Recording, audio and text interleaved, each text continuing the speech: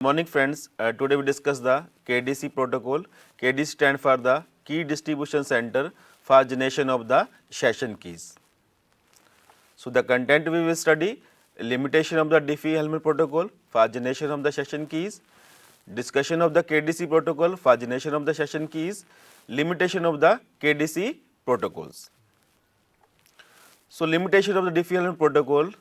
As we know that in the symmetric cryptography, we do not having a secure channel in the real world through which we can transmit the key from the sender to the receiver.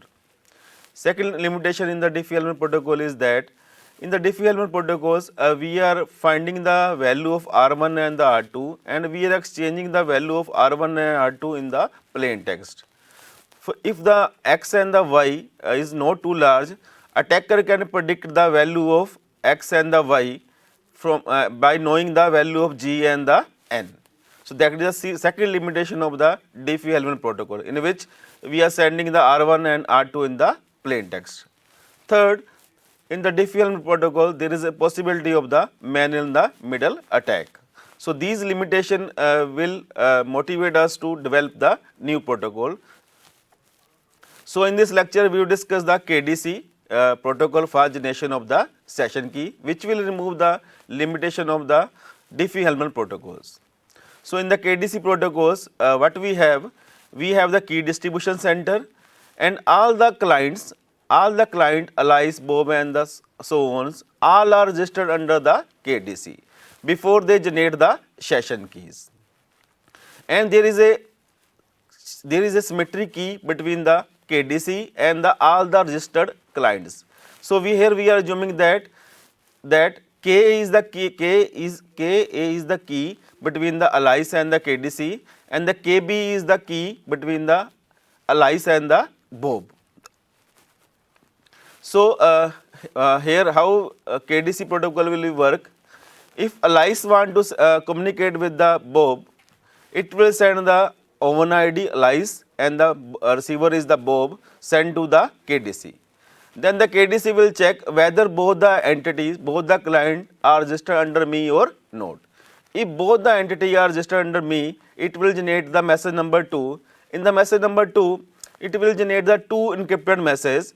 One is for the Bob and other is for the Alice. In the first encrypted message that is generated for the Bob, in which it will tell that to the Bob that sender is the Alice and the receiver is the Bob, and the KB is the session key that is generated by KDC for the communication between the Alice and the Bob, and it is encrypted by the KB. So it is encrypted by KB means that only the Bob will be open this message. Second encrypted message, it will encrypt the message by the K. The possibility of the K's encryption is that only the Alice will open this message, and it will generate a session key, that is the KAB, that will be known to the Alice. Now Alice will open the message, and it will find that KAB is the key, session key, that is generated by KDC between the Alice and the Bob. In the message third, the Alice will send the encrypted message that is generated by the KDC to the Bob, which is encrypted by the KB. And the Bob will open the message by the KB key, and it will know that Alice is the sender and Bob is the receiver, and the session key that is generated by the KB is by KDC between the Alice and the Bob. In the fourth message and so on, the Alice will encrypt the data by KAB, and the Bob will decrypt the message by the KAB. So this is the way how the KDC protocol will generate the session key between the Alice and the Bob. So limitation of the KDC protocol, here we have, in the KDC we have the possibility of the replay attack. The mean of the replay attack is that, for example, if the message that we are sending in the third, it is copied by the any attackers, because attacker does not open this message because it is encrypted by the KB. That KB is known to only the KDC and the Bob, but there is a possibility this message is copied by the by the attacker and later on again is sent to the Bob.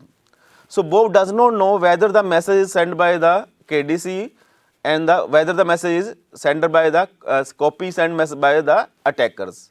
So there is an issue for the replay attack in the KDC. Second, while the allies want to communicate with the Bob, there is no willingness is confirmed from the receiver that whether the Bob is ready for the communication or not. So these are the two issues that will motivate us to develop a new discuss the new protocol, that is the Needham-Stoddard protocols, that we will discuss in the next lectures, which will remove these two limitations, that is replay attack and the willingness is also confirmed from the receiver. Thank you. For this lecture we follow the book TCP/IP protocol by the Frozen.